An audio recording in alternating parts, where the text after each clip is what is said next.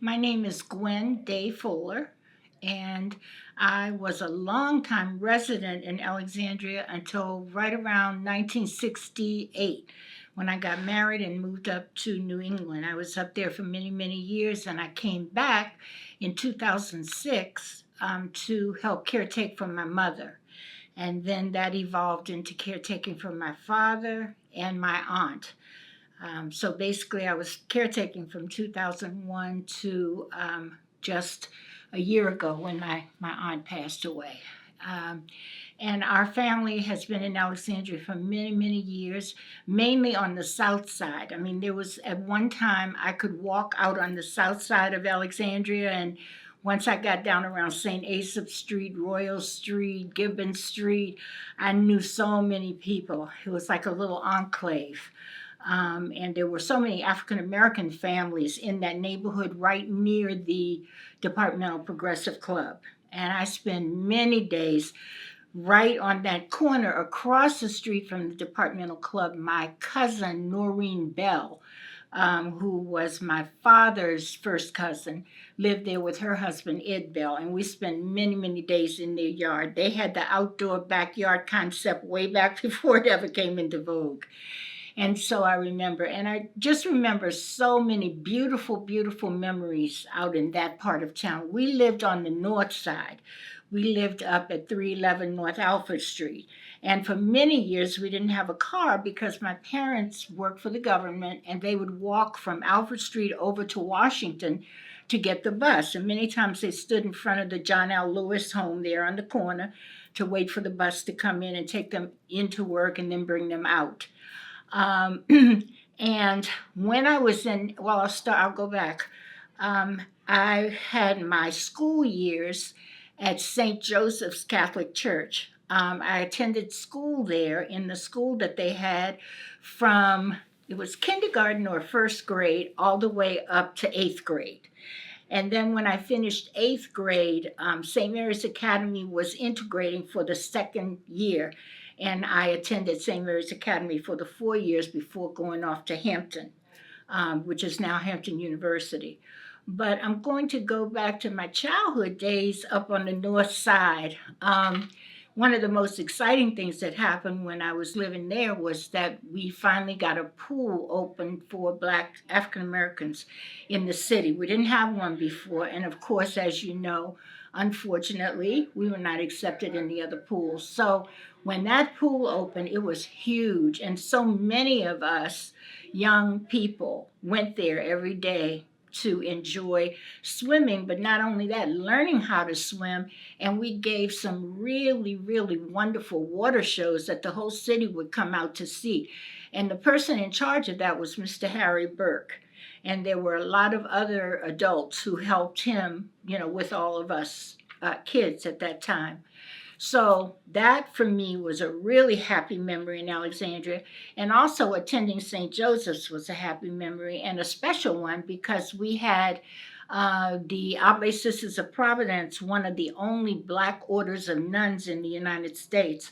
And they still exist. They're still over in Baltimore. And in fact, a busload of us went over to have somewhat of a reunion of students who had been taught by the Oblates about a month ago. And it was wonderful to see all the people who came out.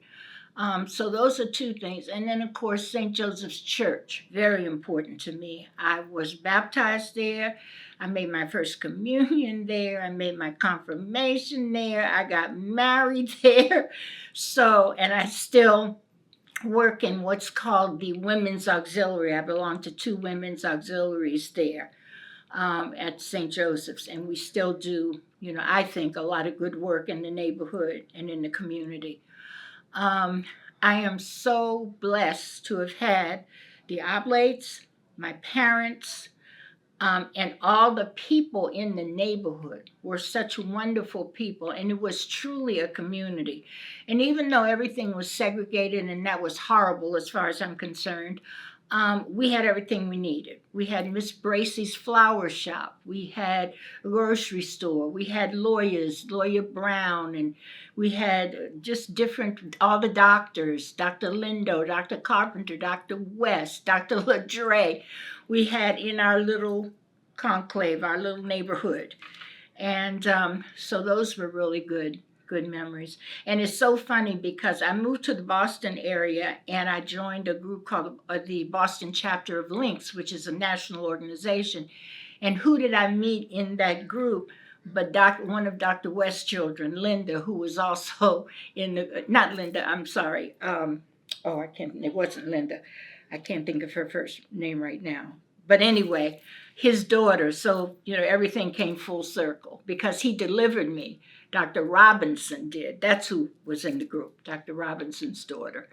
I'm getting these doctors mixed up.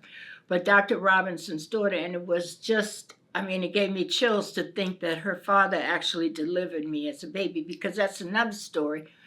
I don't think we could be delivered at Alexandria Hospital at the time I was born in 1944, because today is my birthday and I turned 80. So in 1944, we had to go into Washington, many of us, our mothers, to give birth at Freedman's Hospital, and that's where I was born. And Dr. Robinson delivered me there. Trying to think, there just so many memories, I belonged to Girl Scouts and Brownies, and that took place at the Hopkins House in Alexandria.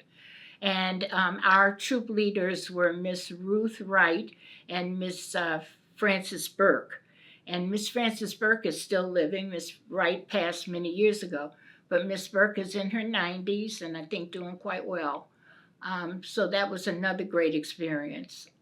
Just so many things. And my time at St. Mary's, too, was very interesting and very different. There were only a few people of color at the school. We were received well that second year. And it was also a good experience. I think, where else did I go during those years? A lot of my time was spent with family. I was the only child. So a lot of times it was a big deal to get up on Saturday morning, get the house all cleaned up, and then take a walk from the north side to the south side to go see relatives.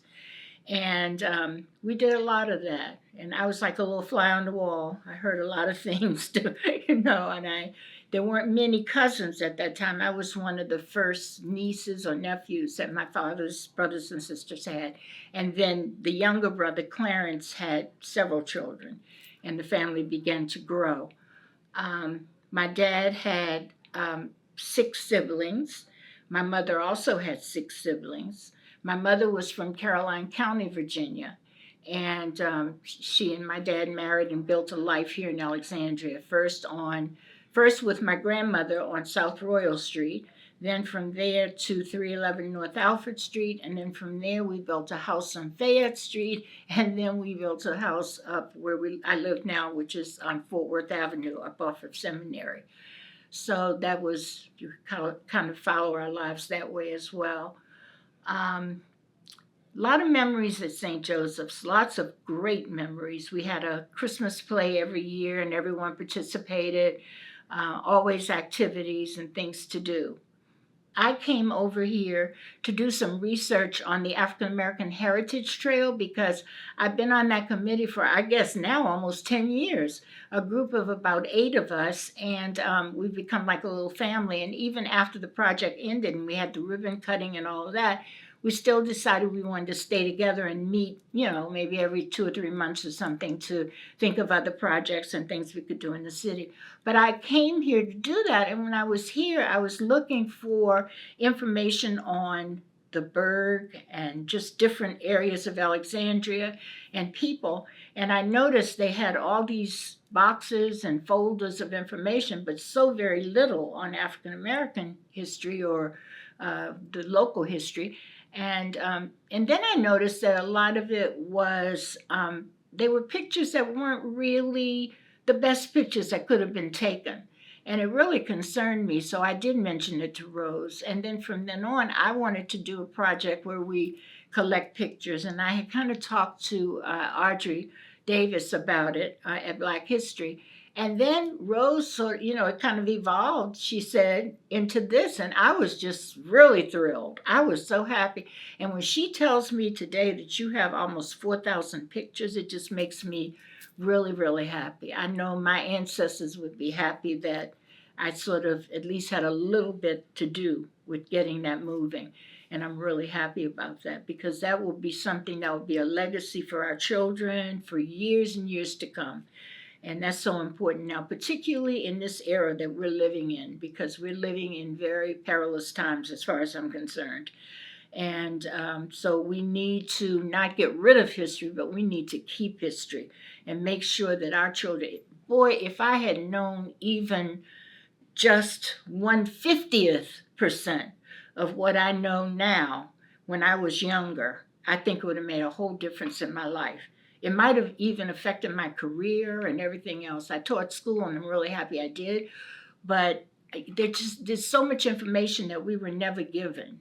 And so I'm thrilled with this whole project and I hope it won't end. I hope she'll be able to fund it and do it every year because it is important.